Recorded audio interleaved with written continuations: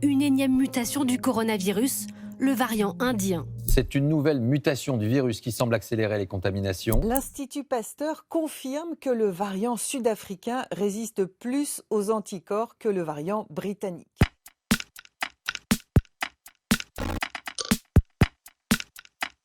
Évidemment, les variants sont un problème auquel il faut s'intéresser et tout virologue va s'y intéresser de façon intéressante, importante.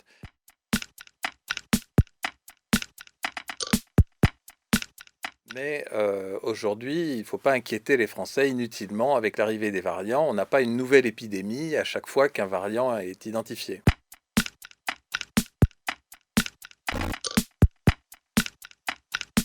Il n'y a pas aujourd'hui de variant qui soit plus préoccupant que les autres. Il faut être bien conscient que ce qui est important, c'est plus l'aspect quantitatif que l'aspect qualitatif. Ce qui nous intéresse, c'est le nombre de nouveaux cas par jour. Aujourd'hui, on sort d'une troisième vague épidémique. Ça fait à peu près 6 mois qu'on a un nombre de cas qui est très important. Ce nombre de cas est en train de diminuer. Finalement, c'est ça le plus important. C'est que le nombre de cas nouveaux diminue. Après, que ce soit un variant ou un autre, finalement, ça a un petit peu moins d'importance. Le virus, au début, il est rentré dans les populations humaines comme dans du beurre, puisque les humains n'avaient jamais vu ce virus. Ils n'avaient jamais rencontré, il n'y avait pas d'immunité du tout. Donc tous les variants qui étaient présents se sont mis à courir sur une route qui était parfaitement plate, et ils couraient tous au même rythme. Et donc, on avait des petites différences entre les virus, mais aucun ne se détachait. Et puis à un moment, la route a commencé à monter. Elle a monté quand on a eu, après la première vague épidémique, un certain niveau de protection immunitaire qui a sélectionné les variants qui étaient un peu moins sensibles à l'action de cette protection immunitaire. Donc on a vu certains variants qui se sont détachés des autres. Par exemple, le variant anglais qui s'est mis à courir plus vite que tous les autres. Il y a eu compétition. Plus il y a de gens qui sont infectés, plus il y a d'immunité naturelle. Puis on commence à vacciner, donc la pente est de plus en plus raide, la sélection est de plus en plus difficile, et c'est vraiment les virus qui sont les plus adaptés à leur environnement qui vont être capables de survivre et de gagner la course.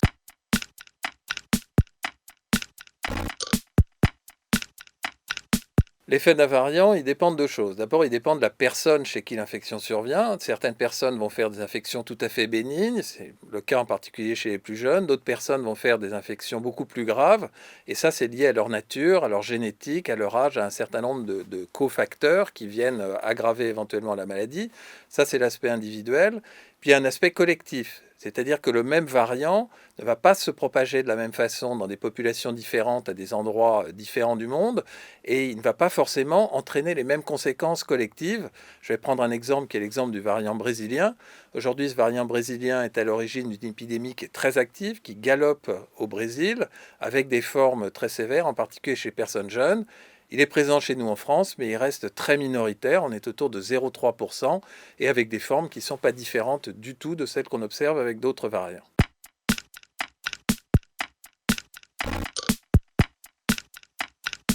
On a plein de variants, mais ça ne veut pas dire que le virus est très variable. C'est normal qu'on ait des variants parce qu'il y a toujours des erreurs qui échappent. Mais par exemple, le virus SARS-CoV-2, il est beaucoup moins variable que d'autres virus ARN comme le VIH ou le virus de l'hépatite C. Donc finalement, on a l'impression qu'on a beaucoup de variants parce qu'en ce moment, il y en a une dizaine, peut-être une quinzaine qui circulent en France. Mais en fait, on en a assez peu. C'est vrai que c'est un virus qui est capable de corriger ses erreurs. Simplement, de temps en temps, il y en a une qui échappe et elles vont être sélectionnées.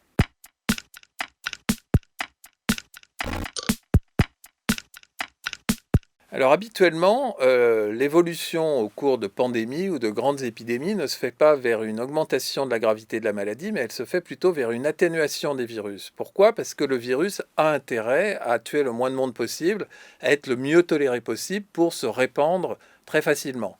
Mais il faut pas quelques mois, il faut quelques années pour arriver à ça. Et bien sûr, c'est dans le cadre d'une évolution naturelle, mais nous, on va avoir la vaccination en plus qui peut accélérer ce processus. Donc l'évolution naturelle des virus n'est pas vers l'aggravation. Après, il peut y avoir, dans des circonstances particulières, si par exemple une population plus jeune est touchée ou plus vulnérable, une augmentation de la mortalité qui n'est pas liée directement à l'action intrinsèque du virus, mais qui est liée à l'ensemble des facteurs qui viennent influencer l'épidémie.